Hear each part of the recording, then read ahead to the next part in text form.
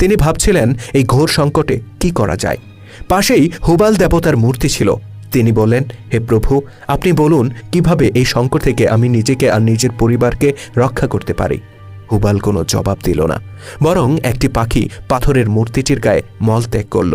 এই দৃশ্য দেখার পর হতাশ আবু তালিব ঘরের উদ্দেশ্যে রওনা হলেন। তিনি তার ভাতিজার নিকটে যান এবং কুরাইশদের বক্তব্য তুলে ধরেন। তার সঙ্গে ছিল তার ভাই আমির হামজা ও আব্বাস ইবনে আব্দুল মুত্তালিব। আবু তালিব বললেন, হে আমার ভ্রাতুষ্পুত্র, আজ তোমার গোত্রের নেতৃবৃন্দ আমার কাছে এসেছিলেন। তারা বলেছেন, তুমি যা চাইবে তারা তারই ব্যবস্থা করবে।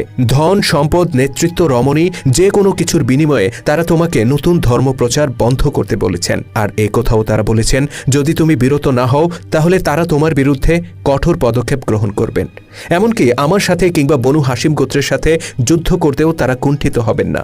এখন বলো, আমি তাদেরকে কি উত্তর দেব? চাচা আবু তালিব ছিলেন ভাতিজা মুহাম্মদ সাল্লাল্লাহু আলাইহি সাল্লামের কাছে পৃথিবীর জমিনের সবচেয়ে বড় আশ্রয়। তিনি নিজে নতুন প্রচারিত ধর্মে বিশ্বাস না করলেও পিতাহারা ভাতিজাকে কখনোই একা ছেড়ে যাননি। অথচ আজ তার চোখে মুখে গভীর দুশ্চিন্তা আর অসহায়ত্ব। পিতৃতুল্য আবু তালিবের এই অসহায়ত্ব পয়গম্বরকে ক্ষণিকের জন্য বিচলিত করে তোলে। কিন্তু পরক্ষণেই তিনি মহান আল্লাহ পাকের কথা স্মরণ করেন। অতঃপর আল্লাহ পাকের প্রতি গভীর বিশ্বাস ও আস্থা নিয়ে তিনি বলেন, তারা আমার এক হাতে সূর্য আর অপর হাতে চন্দ্র এনে দিলেও আমি এই সত্য প্রচার থেকে বিরত হব না। আমি সেই পর্যন্ত এই মহাসত্য প্রচার করে যাব যতক্ষণ না আল্লাহর সত্য দিন বিজয়ী হয় কিংবা আমি মুহাম্মদ ধ্বংস হয়ে যাই। আল্লাহর পয়গম্বরের এই ঘোষণা সেদিন কুরাইশ নেতাদের হৃদয় কতটুকু স্পর্শ করেছিল আমরা তা জানি না। কিন্তু আজ 1400 বছর পরে এসেও আমরা বিস্মিত হই এই ভেবে যে তিনি কি করে সেদিন এই দুঃসাহসী ঘোষণা দিয়েছিলেন। এটা এমন এক সময়ের কথা যখন তার অনুসারী হাতে গোনা কয়েকজন মাত্র মানুষ, আর তাদের কেউই প্রকাশ্যে ইসলাম গ্রহণের ঘোষণা দিতে সাহস পাচ্ছিলেন না।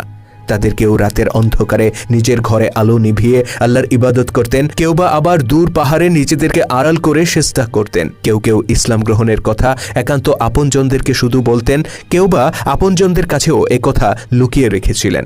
অথচ এই মানুষটি কতটা দৃঢ়তার সাথেই না বললেন, আমি সেই পর্যন্ত এই মহাসত্য প্রচার করে যাব যতক্ষণ না আল্লাহর সত্য দিন বিজয়ী হয়। বস্তুত তার সেদিনের সেই ঘোষণা ছিল আল্লাহর সত্য দিনকে বিজয়ী করতে সমস্ত বিশ্ব ব্যবস্থার বিরুদ্ধে তার যুদ্ধ ঘোষণা। তিনি জানতেন এই যুদ্ধ অবধারিত, আর এই যুদ্ধকে এড়িয়ে যাওয়ার কোনো সুযোগ তার সামনে ছিল না। তিনি এও জানতেন আজ যারা এই সত্য দিনের বিরোধিতা করছে, আগামী দিনে এদেরই কেউ কেউ এই সত্যের জন্য জীবন দেবে।